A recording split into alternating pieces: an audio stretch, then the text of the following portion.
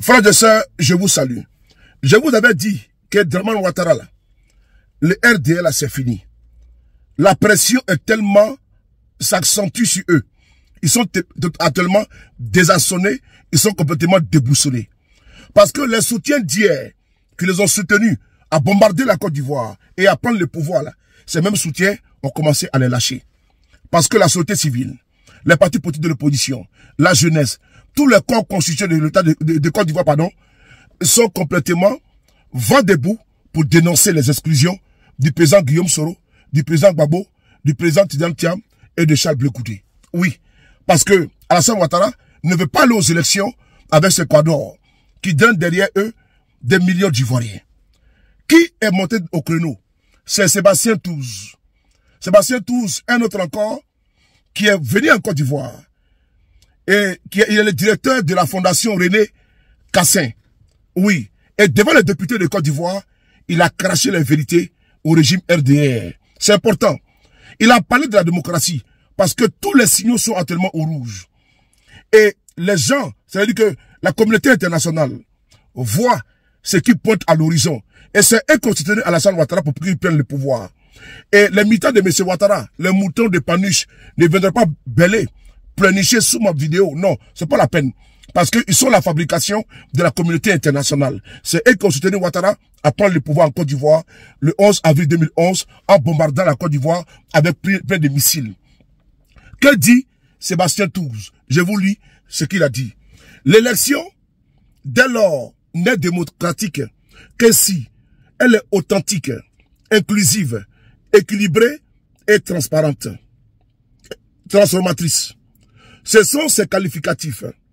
Et non la seule mise en place formelle d'un dispositif électoral qui fonde sa légitimité au regard du droit international. Toute personne qui jouit de la citoyenneté et qui a atteint l'âge légal doit pouvoir voter sans distinction ni discrimination fondée sur le sexe, la race, la langue, la religion, les convictions politiques. Ce principe exige des États, que les États prennent des mesures actives pour garantir l'inclusion de toutes les catégories sociales, y compris les plus marginalisées. C'est ce que dit ici Sébastien Touze devant les députés de Côte d'Ivoire. Il dit ceci: l'élection dès lors n'est démocratique que si elle est authentique. Deuxièmement, inclusive. Mais Ouattara ne connaît pas ce qu'on appelle l'inclusivité. Parce qu'on a vu Alassane Ouattara qui a été exclu. Et c'était bien fondé et fondé. Parce que Ouattara s'est prévalu de la nationalité voltaïque. Donc il a été exclu en 2000. Ouattara a fait feu de tout bois. Il a mis la Côte d'Ivoire à feu et à sang et à sac. Et il a pris le pouvoir dans les conditions que vous connaissez. Parce qu'il a été exclu. Mais aujourd'hui, M. Ouattara décide d'être le centre de l'exclusion. Il exclut Gbagbo, Soro, Thiam, Blé Goudé. Ça peut passer ainsi. Et il parle également d'équilibrer. Sébastien Touze parle d'équilibrer. Effectivement, il fait une élection équilibrée. Et puis il dit une élection transformatrice. Mais c'est de ça qu'il s'agit. Les élections là doivent être gage de confiance entre le peuple et ceux qui organisent les élections. Et également, elle doit être également vecteur de quoi? D'alternance. Si le peuple veut une alternative ou l'alternance, mais c'est au peuple de déterminer cela. Ce n'est pas à un groupuscule de s'accaparer le pouvoir à vita aeternam et de nous rabâcher les oreilles qui vont rester au pouvoir pendant 50 ans. Ça ne marche pas ainsi. La Côte d'Ivoire n'est pas un royaume, que Alassane Ouattara le sache, lui et sa clique. Il poursuit encore. Ce sont ces qualificatifs et non la seule mise en place formelle d'un dispositif électoral qui fonde sa légitimité au regard du droit international. Le message est clair.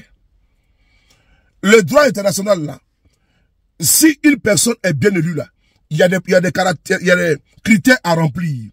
L'inclusivité des élections, l'authenticité, une élection équilibrée et une élection inclusive. Oui, inclusive.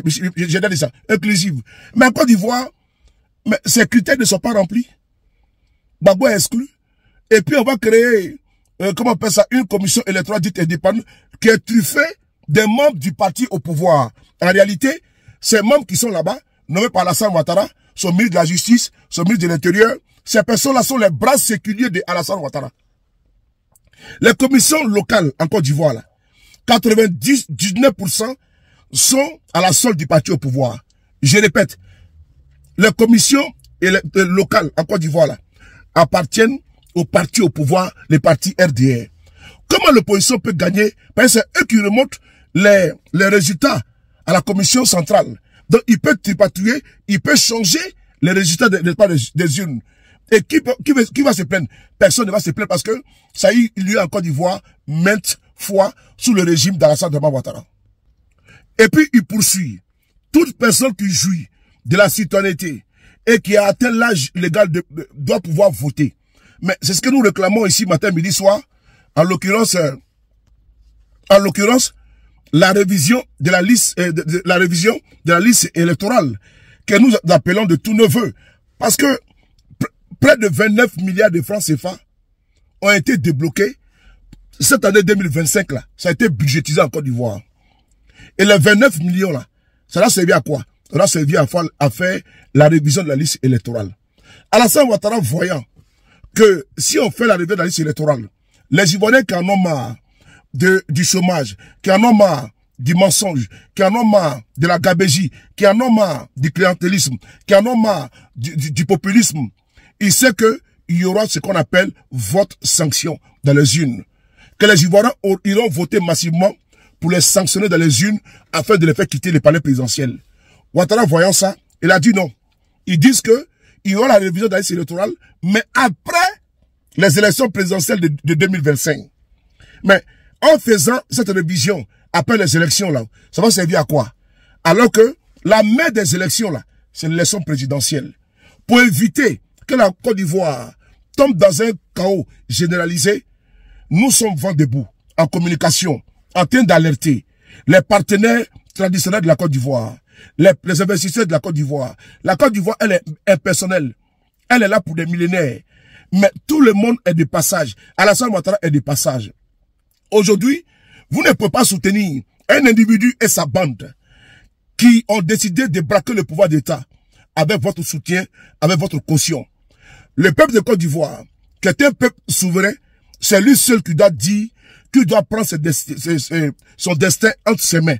Ce n'est pas à Alassane Ouattara de choisir la direction du peuple, alors que le peuple n'est pas d'accord.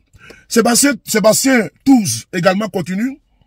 Ce principe exige que les États prennent des mesures actives pour garantir l'inclusion de toutes les catégories sociales, y compris les plus marginalisées. Mais l'inclusion, là, Ouattara ne connaît pas ce qu'on appelle l'inclusion. Ouattara, il connaît ce qu'on appelle exclusion. Parce que Guillaume Soro, je prends le cas de Guillaume Soro, président de GPS, l'ex-premier ministre.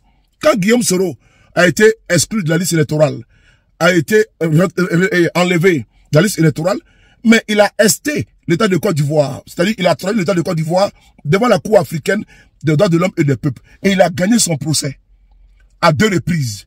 La Cour africaine a demandé que Guillaume Soro soit réinscrit dans la liste électorale.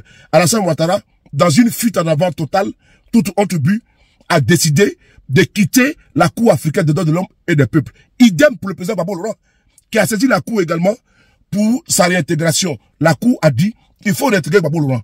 Ouattara dit jamais de la vie. Parce que Ouattara, il est habité que par la force et par la violence. Le seul opposant qui a amené la violence, qui a amené la guerre, les armes en politique en Côte d'Ivoire s'appelle Alassane Ouattara. Et il règne par la terreur, il règne par la violence, il règne par la brutalité, il règne par la barbarie.